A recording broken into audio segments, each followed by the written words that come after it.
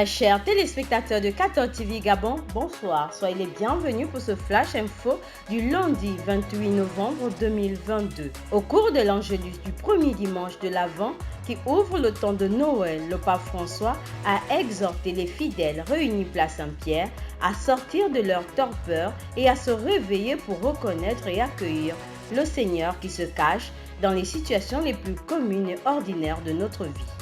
Le dimanche 27 novembre 2022, premier dimanche du temps de l'Avent, année A donné l'occasion aux paroissiens de Saint-Jean d'Arc de célébrer avec le vicaire général de l'archidiocèse de Libreville, Monseigneur Rufin Ngoubou, la messe d'installation du nouveau curé, Père Joël Symphorien Ndoumou, messe d'ouverture de l'année pastorale paroissiale et célébration des mariages.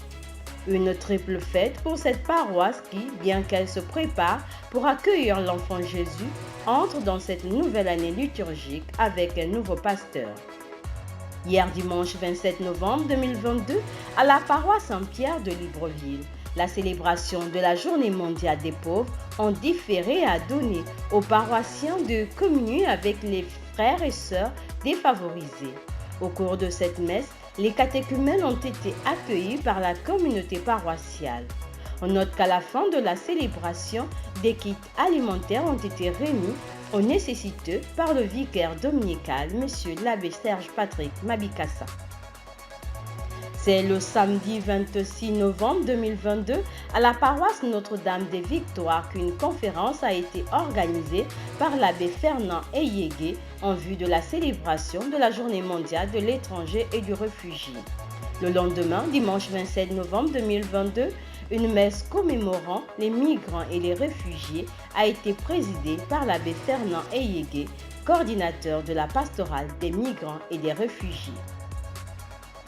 La sous-commission pastorale de la santé organise ce mardi 29 novembre 2022 une session sur la pastorale de la santé. Cette session qui aura lieu à la communauté des Béatitudes s'achèvera le mercredi 30 novembre 2022. Tous les membres des différents groupes de cette commission sont conviés. Très chers téléspectateurs de 14 TV Gabon, c'est ainsi que se referme le flash d'information de ce lundi 28 novembre 2022. Nous vous remercions de l'avoir regardé. En route pour les 200 ans de notre Église, gardons la foi, l'espérance et la charité.